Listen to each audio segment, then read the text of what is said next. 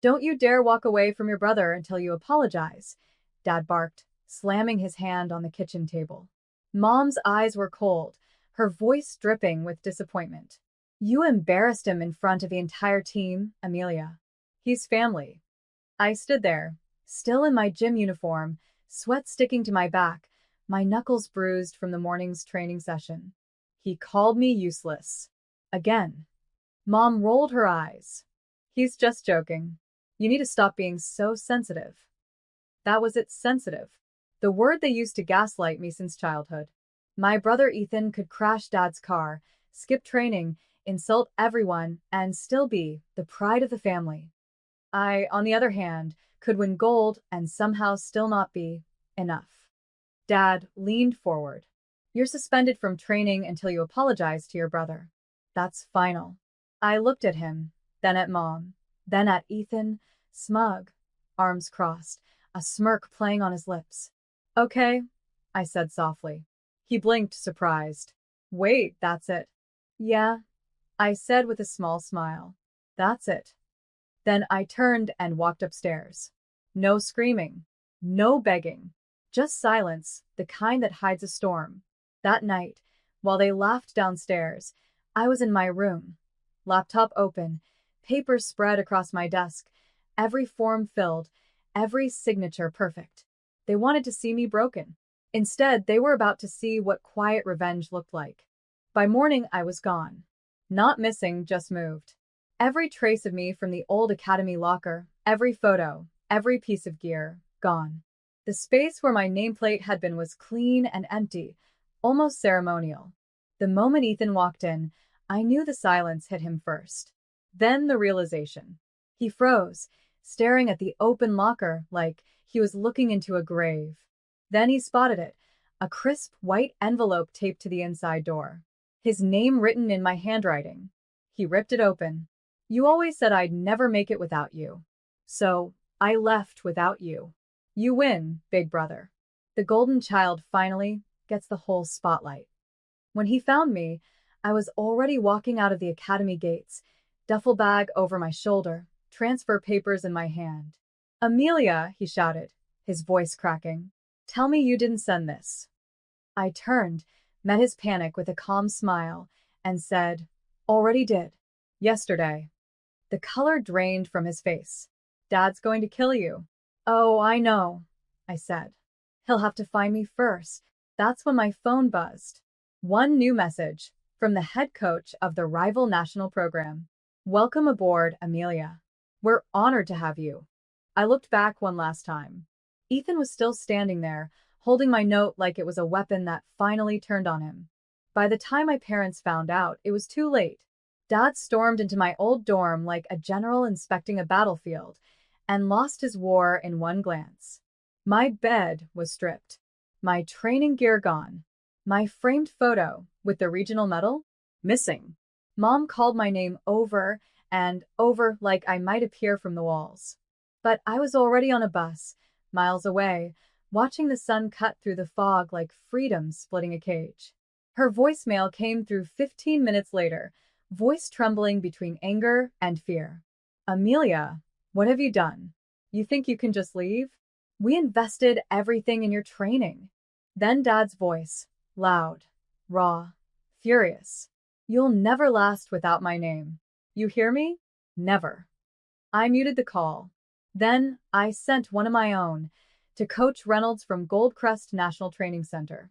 He answered on the second ring. You made your decision? Yes, sir. My documents should already be there. There was a pause. Then his voice softened. I saw the videos, Amelia. You're one of the most disciplined athletes I've ever seen. You don't need permission to chase greatness. The words hit like oxygen after drowning. When I arrived at the new facility, everything felt cleaner. The air, the walls, even the silence. For the first time in years, I wasn't Ethan's sister. I was Amelia Carter, 26, national recruit. And my name had never sounded so alive. The new gym smelled like chalk and purpose. No family portraits on the walls. No golden boys hovering behind every spotlight. Just athletes, raw, relentless, hungry. Coach Reynolds met me by the track. You train at 6, you eat at 8, and you rest when you've earned it, he said. Can you handle that? I smiled. I've handled worse. Every sprint, every lift, every bruise became fuel. The whispers followed me at first. That's the Carter girl who ditched her family team. But whispers don't stop medals, and within weeks, my times shatter records. Meanwhile, back home, chaos was brewing. Lydia, a friend still in the old academy, sent me a photo late one night. My brother Ethan arguing with Dad in the middle of the gym. Her text read, "He's furious. Your dad pulled funding for his private coach after your transfer made headlines. Said you embarrassed the Carter name." I stared at the photo, Ethan red-faced, pointing at Dad, and felt nothing but quiet satisfaction. They'd suspended me to protect their golden boy. And now their golden boy was cracking. 2 days later, an email arrived from an international sponsor, the same one that had always gone to Ethan. "We've reviewed your latest performance stats, Amelia. Let's talk partnership." I leaned back, grinning at the screen. This wasn't just training anymore. This was justice, timed, precise, and earned. The moment my sponsorship deal went public, my phone nearly exploded. News outlets, sports blogs, Lydia Carter signs solo deal after leaving family legacy behind. I didn't post, didn't brag, didn't gloat. I just trained harder. But silence, I've learned, can be louder than any victory speech. By evening, I got a call. "Dad." "Amelia," he started, voice tight. "Do you have any idea what you've done?" "I signed a contract," I said flatly. "You humiliated this family." "You mean your reputation," I corrected. "Not our family." He went quiet, and that silence, the kind that used to scare me, now felt like power. Then came Ethan, voice shaky but laced with anger. "You stole my future. That sponsor was supposed to be mine." I almost laughed. "You're welcome to it if you can beat my time." He cursed under his breath and hung up. Mom texted later, guilt laced in her words. "You're breaking us apart, sweetheart." I stared at the message and typed back. "No, Mom.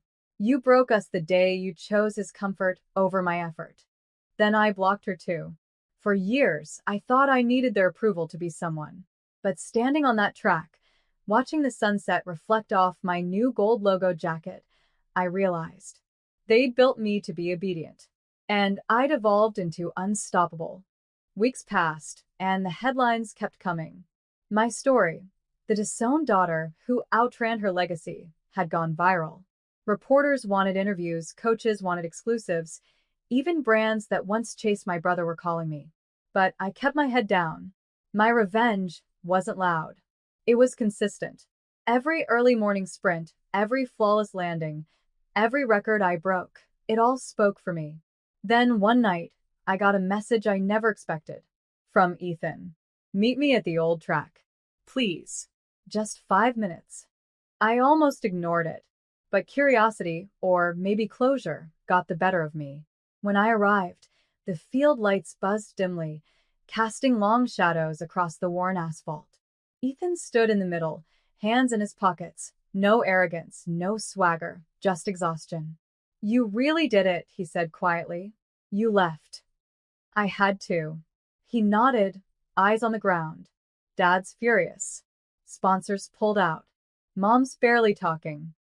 He swallowed hard. "I didn't think you'd actually walk away." "I didn't walk away," I said. I ran. For a second, I saw something new in his face. Regret. Maybe even respect. But then it flickered, replaced by envy. "You think you're better than me now?" I smiled faintly. "No, Ethan." I just stopped trying to prove I wasn't. And before he could reply, I turned and walked toward the gate, leaving him under those flickering lights, trapped in the shadow he'd built for me. The next morning, the phone rang again, this time from a number I hadn't saved, but knew by heart. "Amelia," Mom's voice wavered, "your father's had enough. He says if you don't come home and apologize, he'll cut you off completely." I laughed softly. "Mom, he already did." "You think this is funny?" she snapped, but her tone cracked halfway through. "Do you know how it looks? Everyone at church is talking. Your brother is reaping what he sowed." I interrupted. And for once, that's not my burden to carry. There was silence. Then, quieter. You sound different. I am different, I said. I'm done begging to be believed in. She exhaled, defeated. I just wanted peace, Amelia. I smiled sadly. So did I, Mom. I just had to earn mine. That night, while the city slept, I walked down to the new training field, floodlights glowing across the empty lanes. I ran until my lungs burned, until the ache turned into clarity. Every step I took away from them wasn't rebellion. It was survival. When I finally stopped, Coach Reynolds was waiting by the gate. You ran angry tonight, he said, handing me a water bottle. Not angry, I said, catching my breath. Just free. He smiled. That's when champions are born. For the first time, I believed him. Because I wasn't just running from something anymore. I was running toward myself. 6 months later, the championship lights felt brighter than ever. Cameras flashed. The crowd chanted my name. Not Carter's daughter, not Ethan's sister, but Amelia Carter, the name I'd rebuilt from ashes. I stood on the starting line, heart steady, mind silent.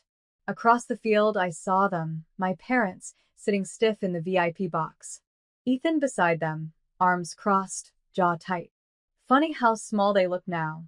The gun fired. 8 seconds of pure motion. 8 seconds of everything I'd fought for. When I crossed that finish line, gold time glowing on the scoreboard, I didn't raise my hands in victory. I just smiled, calm, quiet, complete. After the ceremony, I found an envelope slipped into my bag. No name, just a single note inside. We were wrong. You didn't destroy the family, you saved what was left of it. Mom. I folded the paper and tucked it into my metal case. Not forgiveness. Not reconciliation. Just acknowledgement enough. As I left the arena, the evening wind brushed against my face. The same wind that once carried my father's shouts now carried the sound of applause. I'd learned that sometimes the only apology you'll ever get is your own success. And the only revenge worth taking is peace. I looked up at the scoreboard one last time, then whispered to myself, steady and proud. They suspended me to silence me. I ran to set myself